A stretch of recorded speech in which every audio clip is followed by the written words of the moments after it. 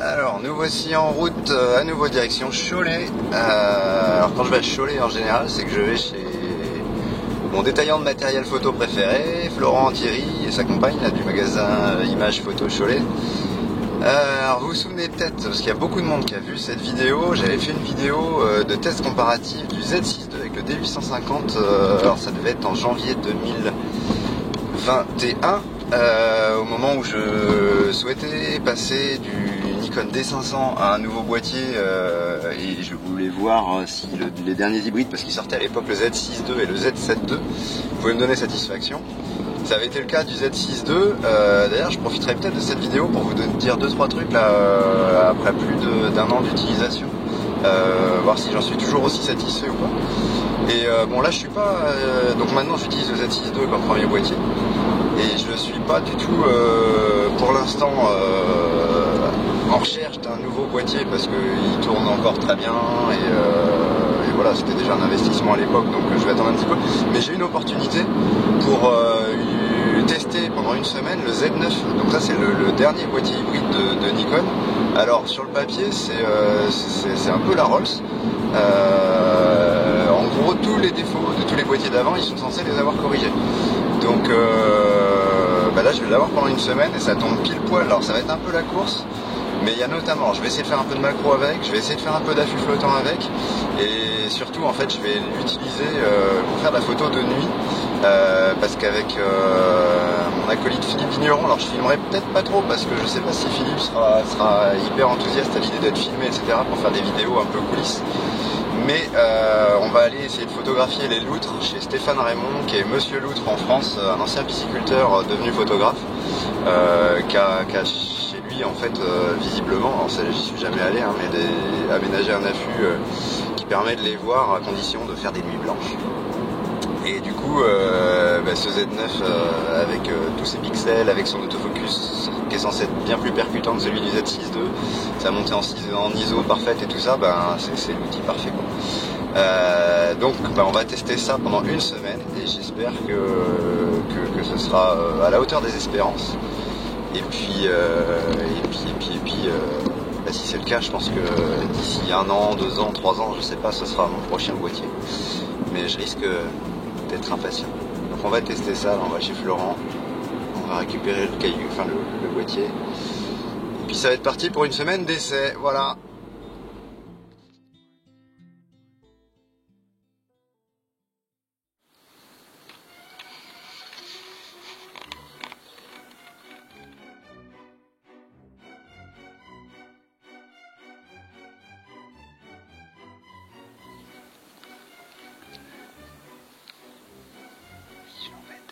Ok. Tu vas voir.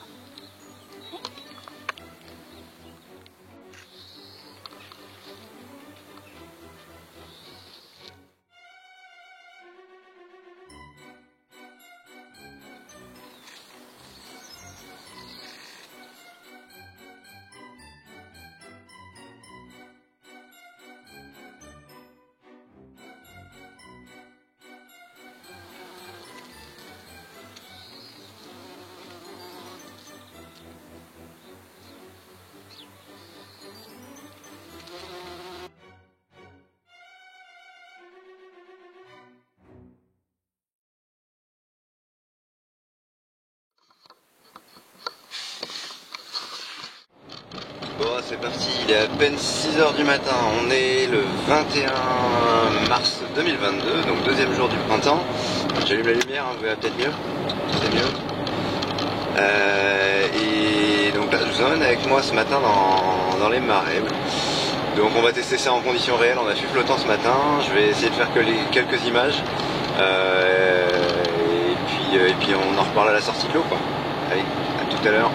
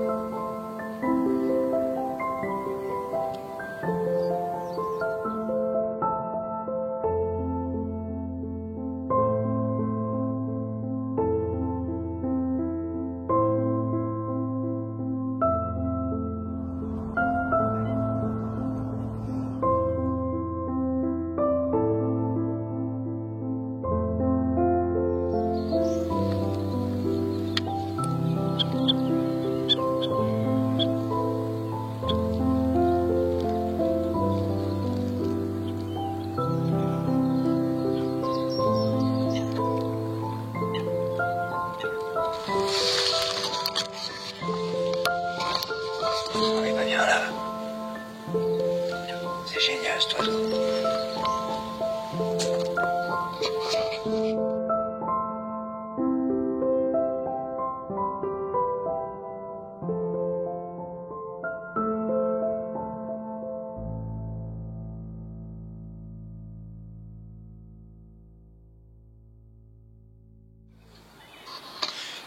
Je profite d'une petite pause là, à l'abri un peu, les oiseaux peuvent pas me voir, pour faire un petit commentaire là, sur le boîtier.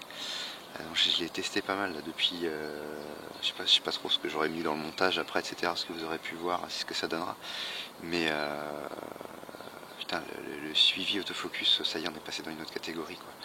Autant sur le D500 j'en étais vraiment ravi, sur le Z6 II je trouvais que la qualité photo, la montée en ISO, la qualité d'image c'était royal, mais par contre c'est l'autofocus qui me faisait vraiment pester.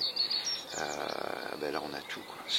Et puis même bien au-delà du D500, l'autofocus c'est une tuerie, il va très très vite, il accroche parfaitement là où on lui demande, et puis ce qui est bluffant c'est la détection des yeux des animaux, hein. C'était pas probant précédemment. J'avais déjà fait des tests hier sur mes filles qui jouaient au niveau de la détection de visage. C'était hallucinant. Là, quand ils chopent le sujet, on voit. Alors moi je mets une zone large, j'ai choisi de travailler pas mal avec ce qu'ils appellent la zone wide, là c'est une zone assez large. Et dans cette zone là, on a un petit carré en fait qui chope l'œil et qui suit l'œil de l'animal. Et c'est incroyable quoi. Et en vidéo, moi je suis pas vidéaste, hein, ça se voit dans la qualité de ce que je fais, mais ça donne envie d'en faire parce que le suivi du sujet là, il y a un petit mode target, la cible, et une fois qu'on a accroché le truc, c'est génial comment il suit quoi. Bon par contre quand il foire le démarrage et qu'on accroche autre chose, forcément il suit pas le bon truc et faut recommencer la captation, mais non c'est assez hallucinant quoi. Ouais, j'en fais pas plus long, je retourne dans ma cahute parce que les lumières sont encore chouettes et j'ai envie d'en profiter. En tout cas, c'est un beau jouet quoi.